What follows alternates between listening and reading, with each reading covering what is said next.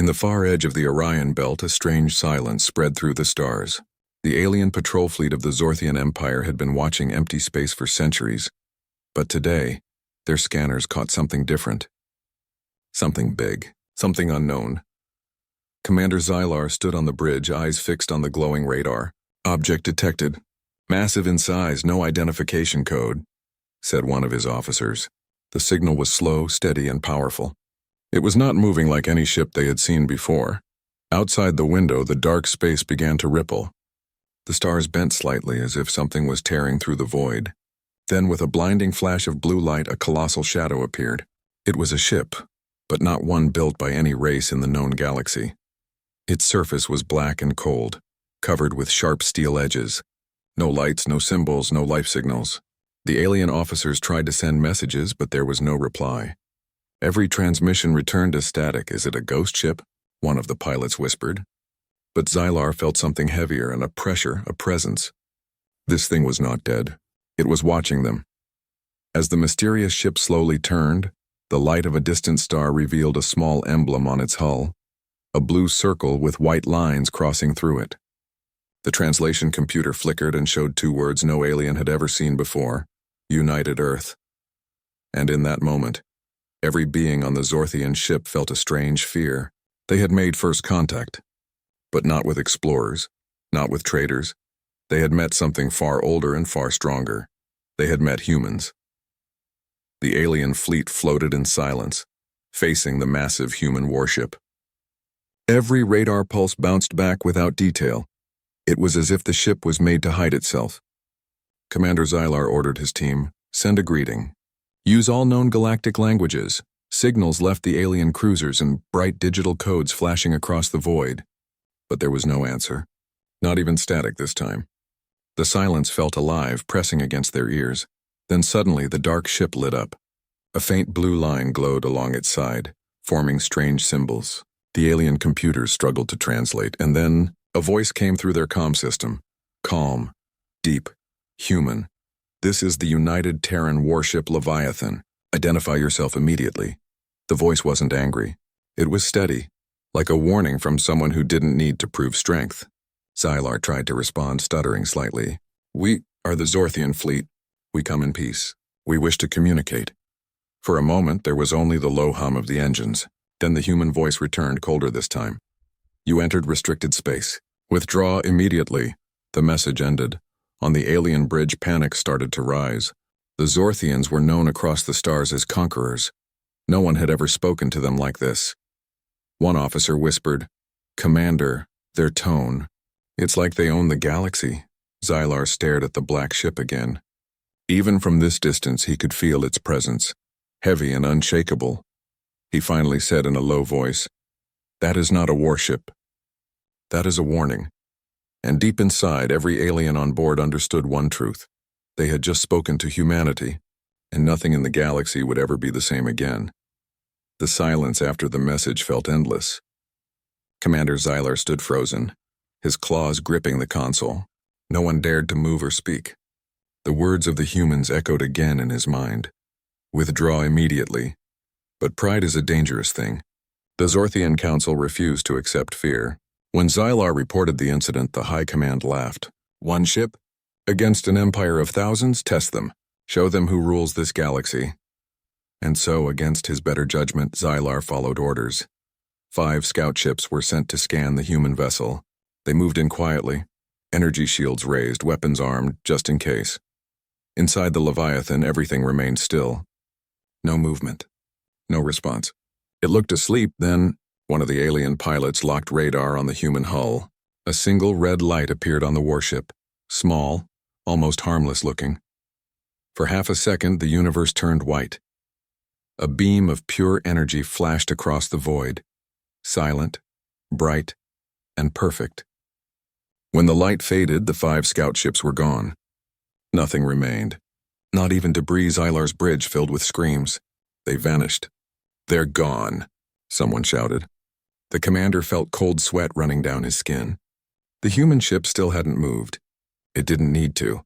A new message appeared on their comms, short and final warning. Leave or be removed. Every officer looked at Xylar, waiting for an order. His voice shook as he spoke. Retreat. Now. As the alien fleet turned away, the black warship remained silent, its blue lines glowing faintly like the eyes of a sleeping god. And across the stars, whispers began to spread about the day the Zorthians met the humans, and almost vanished from existence.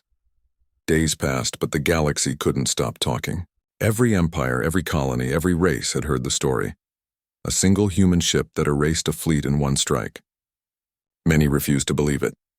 Others were terrified to find out it was true. Commander Xylar returned to his homeworld in silence. He was not treated as a hero. He was treated as a survivor. The council demanded details. What kind of weapon did they use? How did they bend light? How can we defend ourselves? But Xylar had no answers. He only remembered one thing, the calm voice that spoke as if it had seen countless wars before. Meanwhile, far away, the Leviathan moved quietly through deep space. Inside, human officers sat around glowing control panels. Captain Arya Cole stood at the center, her expression calm. They scanned us first, she said. We responded only to protect our borders. Another officer replied softly. They won't forget this, Captain. Arya nodded. Good. Fear keeps them from making the same mistake again. She walked to the viewing window. Through the glass, thousands of stars burned silently. We fought for peace once, she whispered.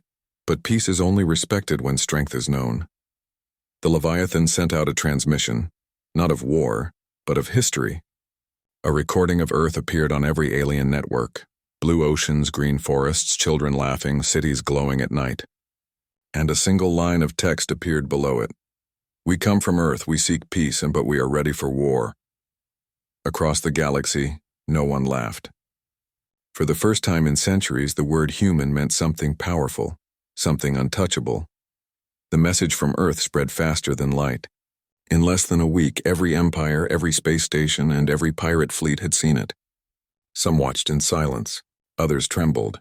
The humans had spoken, and the galaxy finally understood what that meant.